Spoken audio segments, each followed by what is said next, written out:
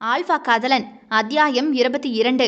கையை உதறிவிட்டு ஓடிய மொழியின் பின்னாலேயே போய் மீண்டுமாக சண்டை தொடங்க, கல்யாணம் பண்ணியே தீருவேன் என்று அவன் நிற்க, பண்ண முடியாது என்று இவள் நிற்க, இதற்கு இடையே என் மகனுக்கு கல்யாணம் ஆக போகுது என்ற மகிழ்ச்சியில் இதுக போடும் சண்டை தெரியாமல் நின்ற ரகுராம் நெஞ்சை பிடித்து கொண்டு சாய, சௌத்ரி உன் அப்பாவுக்கு ஹார்ட் அட்டாக்கு என்ற குரலில் இவளை விட்டுவிட்டு தகப்பனை பார்க்க போனான். உன் கல்யாணத்தை பார்க்கணுண்டா நானு என்று கண்முழித்த ரகுராம் கூற, சௌத்ரியோ கல்யாணம் ஆகிருச்சுப்பா. நல்ல நேரம் போனால் கூட பரவாயில்ல, ஏகப்பட்ட செலவு செஞ்சு அந்த கல்யாணம் கேன்சல் ஆகக்கூடாதுன்னு அவசரமாக காரில் வச்சே கல்யாணத்தை முடிச்சுட்டு தான் வந்தேன். லோன் போட்டு நடத்தின கல்யாணம்ப்பா, காசு வேஸ்ட் ஆகும்ல. தூ தூ என்று தகப்பன் காரி உமிழ, சௌத்ரியோ கல் போல நின்ற மொழியை முறைத்தான். அப்பா நிலைமை மோசமாக இருக்குன்னு டாக்டர் சொல்கிறாங்க என்று அவளிடமே தான் போய் நின்றான். அவளோ பரிதாபமாக பார்த்தாளே தவிர வாழ்க்கையை கொடுக்க துளியும் நினைக்கவில்லை. கல்யாணத்தை தவிர எது வேணும்னாலும் உங்களுக்கு நான் செய்ய தயார். அப்போ என்ன கல்யாணம் பண்ணுற வரைக்கும் என் வீட்டில் என் மனைவியாக தான் இருக்கணும். அப்பாவுக்கு பொறுமையாக விஷயத்த சொல்கிறேன். அந்த ஒரு வருஷத்தில் உன் அந்த நாரி போன ஃபீலிங் வந்தா கல்யாணம் பண்ணிக்கலாம் என்று எரிச்சலாக பார்த்தான். அது என் வீட்டில் தான் இருக்கணும். நான் இருக்கிற கோபத்துக்கு உள்ளே கிடக்கிறவனை இப்போவே கொன்னுருவேன் பார்த்துக்க. ஐயோ என்ன இப்படியெல்லாம் சொல்கிறீங்க? அப்போ ஏன் சொல்படி தான் நீ கேட்கணும், கேட்டே ஆகணும். ஆனால் எனக்கு நீங்கள் ஒரு உதவி செய்யணுமே. அவரை காப்பாற்றுறதுக்கு உதவி செய்யணும், அவரை வெளியே எடுக்கிறதுக்கு உதவணும். உதவிட்டா போச்சு, நீ என் வீட்டில் இருக்கிற வரைக்கும் உன் அவனுக்கு பாதுகாப்பு, வெளியே வர உதவி எல்லாத்தையும் செய்வேன் என்றவன் அத்தனை குதர்க்க வேலையையும் பார்த்தான். அவளை வாதாட விடாமல் தடுத்தான். வீட்டிற்குள் வந்தாலே சண்டை போட்டு நாரினர். எத்தனையோ தடவை அவனை பார்ப்பதற்காகவே அனுமதியை வாங்குவாள். ஆனால் ஜெயில் வாசல் போனதுமே அனுமதி மறுக்கப்படும். சௌத்ரியின் வேலை என்று தெரிந்தாலும் கூட ஒன்றுமே சொல்ல முடியாமல் வந்தாள். கண்டிப்பாக தூக்கு தண்டனை அவனுக்கு விதிக்கப்படும் என்பதை கேட்டு சட்ட மாணவியாக உண்மையை அறிந்து அறையிலேயே முடங்கி கிடந்தாள். ஏற்கனவே மனம் தடுமாறி வாழ்ந்து கொண்டிருந்தவளுக்கு தாய் தகப்பனின் இறப்பு இடியாக வாழ்க்கையை குழப்பி போட்டுவிட, அன்றைய தினம் தனக்குள் இருந்த குழப்பங்களுக்கு தீர்வு கண்டுபிடித்தாள்.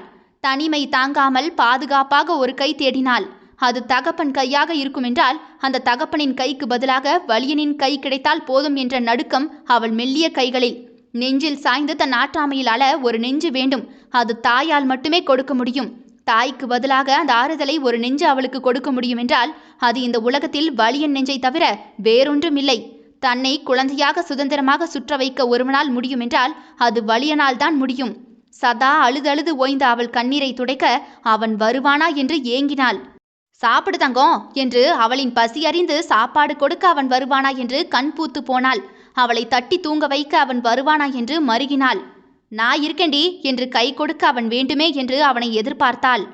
உனக்காக நான் இருக்கிறேன், எனக்காக அவன் இருக்கிறான் என்ற உணர்வு இதோ இன்று கண்டு கொண்டாள். கல்லறையில் காதல் பூத்த உணர்வு அஃது. அவன் சடலத்தில் சந்தனம் தெளித்த உணர்வு. இந்த காதல் இப்போதா வர வேண்டும்? ஐயோ, நான் அவரை காதலிக்கிறேன் என்று மகிழ முடியாமல் அழுதாள். வலியன் வெறும் காதலனாக இல்லை, தாயாக, தகப்பனாக, தோழனாக அத்தனை இடத்தையும் ஒருவன் நிரப்ப முடியும் என்றால் அது அவனை அன்றி யாராலும் முடியாது என்பதை அறிந்து கதறி அழுதாள். அவன் காதல் சிறையோடு முடிந்து போய்விடக்கூடாது என்ற ஏக்கம் மட்டும் இருந்து கொண்டே இருந்தது. எப்படியாவது அவனை போய் பார்த்து தன் காதலை சொல்லிவிட நினைத்தாள். ஆனாலும் கூட அதற்கும் சௌத்ரியால் முட்டுக்கட்டை போடப்பட வர்ணா மூலமாக ஒரு வாய்ப்பு கிடைத்தது. மேடம், சார் இல்லையா என்று வர்ணா உள்ளே வர, தெரியலையே என்று விட்டு மொழி டிவியை துடைத்து கொண்டே நிற்க, சார் ஜெயிலில் ஏதோ ஸ்பெம் டோனர் பற்றி விழிப்புணர்வு பண்ணுறதுக்கு டாக்டர்ஸ் வராங்கன்னு சொன்னீங்கல்ல, நீங்கள் இன்னும் கிளம்பலையா? தூங்கி முழித்து சோஃபா மீது காலை குத்துக்கால் போட்டு வைத்து வாழ்வே மாயம் என்று பாடலை பாடிக்கொண்டிருந்தவன், ஆமால, இவங்களா சந்ததியை உருவாக்கி என்ன பண்ண போகிறாங்க? இதில் வேற தூக்கு தண்டனை கைதியாக போகிறவங்க ஆயுள் தண்டனை கைதிகிட்டேலாம் வாங்க சொல்லி உசுரை எடுக்கிறாங்க. நான் என்ன போலீஸா இல்லை மாமா வேலை பார்க்குறேனா? கருமம் என்று திட்டிக்கொண்டே அவன் உள்ளே போக, வேலை செய்யணும்னா மட்டும் உங்கள் சாருக்கு எடுத்துடும் மேடம். கைதிங்க கிட்டலாம் ஸ்பெம் டொனேஷன் வாங்கி கலெக்ட் பண்ண சொல்லியிருக்காங்க. இதை வச்சு என்ன பண்ண போகிறாங்களோ தெரியல என்று புலம்பிக்கொண்டே மொழி துடைத்து கொண்டிருந்த டிவியை வர்ணா வாங்கி துடைக்க, சட்டென்று மொழியின் மூளையில் ஏதோ ஒன்று உதிக்க, அவன் காதல் எது என்று காட்டிவிட்டு போய்விட்டான். அவள் காதல் எது என்று அவள் காட்ட வேண்டாமா? நீயின்றி வாழ்வது கடினம் என்றான். உனக்காக வாழ்வதுதான் கடினம் என்று அவனுக்காகவே இனி வாழ்க்கை முழுக்க வாழ பாதை அமைத்தாள். மரணம் ஒரு நொடியில். ஆனால் வாழும் காலம் வரை அவன் காதல் அவளை வலிக்க வைக்க வேண்டுமென காதல் நோய்க்கு ஆசை கொண்டாள் ஆல்பா காதலி. எல்லார்கிட்டையுமே வாங்குறாங்களா வர்ணா? இல்லை மேடம், தூக்கு தண்டனை கைதிங்க அப்புறம் ஆயுள் தண்டனை கைதிங்க கிட்டலாம் வாங்கி வைக்கிறாங்க போல இருக்கு. என்ன காரணம்னுலாம் தெரியல. என்றதுமே வர்ணா கையை இழுத்துக்கொண்டு மொட்டை மாடிக்கு அவளை அழைத்து கொண்டு சென்றவள் அவள் கையை பிடித்து கொண்டே, எனக்காக ஒரே ஒரு ஃபேவர் பண்றியா ப்ளீஸ்? என்ன பண்ணணும் மேடம் சொல்லுங்க, எதா இருந்தாலும் சார் கிட்ட சொல்றேன், கண்டிப்பா பண்ணி தந்துருவாரு. கிழிஞ்சு போச்சு, உங்க சார் 10 பைசாவுக்கு ஆக மாட்டான். அவரை காப்பாற்ற முடியுமான்னு எனக்கு தெரியல. காப்பாற்ற முடிஞ்ச வரைக்கும் ட்ரை பண்றேன். ஆனா ஒருவேளை முடியலைனா அவர் காதல், அவருடைய சந்ததி இதோட முடியக்கூடாது. அவரோட குழந்தை அவருடைய காதலுக்கு பரிசா இந்த உலகத்துல கண்டிப்பா வாழணும். ஐயோ மேடம், என்ன வம்பல மாட்டி விடாதீங்க. என்னாலெல்லாம் புள்ள பெத்து கொடுக்க முடியாது. ஐயோ உன்னை சொல்லல, வேற யார் மூலமாவது அவர் குழந்தைய பெத்தெடுத்துக்கிறேன். ப்ளீஸ் ப்ளீஸ், யாருக்குமே தெரியாம அவருடையதை மட்டும் எனக்கு கொண்டு வந்து கொடுக்க முடியுமா? எது சாருக்கு தெரிஞ்சது என்ன 1000 துண்டா வெட்டி ஒவ்வொரு பக்கமும் வீசிடுவாரு.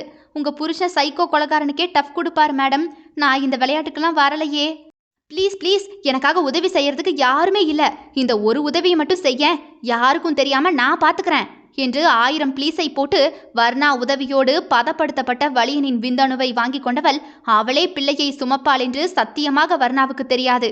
அங்கு அடிக்கடி குடித்துவிட்டு தகப்பனுக்கும் நாய்க்கும் வித்தியாசம் தெரியாமல் கட்டிக்கொண்டு தூங்கும் சௌத்ரி உப்பிய வயிற்றில் நின்று அவளை கண்டு அதிர, ரகுராம் வேறு அவன் வாயில் சீனியை போட்டு, நீ அப்பா கிட்ட எரும, அவ இப்ப 5 மாசம் என்றவரின் கூற்றை கேட்டு பிஞ்சு நெஞ்சோ டமார் என்று வெடித்தது.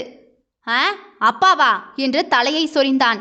மொழி அமைதியாகவே உள்ளே போய்விட, எப்ப மேட்டராச்சு, அவ்வளவு காஜியாவா இருந்தேன்? புலம்பிக் கொண்டே திரிந்தான். வயிற்றில் வளரும் பிள்ளைக்கு இவனால் ஆபத்து வந்துவிடும் என்று பயந்தே தற்சமயம் வாயை மூடிக்கொண்டாள். வலியன் வாழ்கிறானோ இல்லையோ, இவள் இருக்கும் வரை அவன் காதல் வாழும். உணர்வுகளுக்கு மதிப்பு கொடுத்து, அவளுடைய விருப்பங்களுக்கு மதிப்பு கொடுத்து, நிழல் கூட அண்டாமல் எட்டி நின்று அவளை பாதுகாத்தவன் போல் இனி ஒருவன் வந்துவிட முடியுமா? அவனுக்காக அவன் குழந்தையை காதலோடு சுமந்தாள், ஆசையாகவே சுமந்தாள், விரும்பி சுமந்தாள். இதை இனி சொல்ல முடியுமா? இன்னைக்கு அவன்கிட்ட பணம் வந்துருச்சு, அதனால காதலும் வந்துருச்சு போல.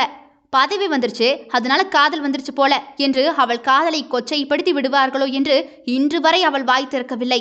அவள் மட்டுமே அறிவாள், அவன் தூக்கு தண்டனைக்கு காத்திருக்கும் கைதி என தெரிந்தும் கூட காதலித்து அந்த காதல் அவனோடு முடிந்துவிடக்கூடாது என்று இந்த பிள்ளையை சுமந்தாள் என்று அவள் மட்டுமே அறிவாள். நான் செத்தாலும் உன்னை காதலிப்பேன் என்பது அவன் ஆல்ஃபா காதல். நாம செத்தாலும் நம்ம காதல் சாகக்கூடாது என்றது அவள் ஆல்ஃபா காதல். தொடரும் அடுத்தடுத்த அத்தியாயங்களை தினமும் இரவு 7 மற்றும் 9 மணிக்கு கேட்க தவறாதீர்கள் மக்களே. ஆல்ஃபா காதலன் விடைபெறுகிறேன். நான் உங்கள் ஆர்ஜே தியா.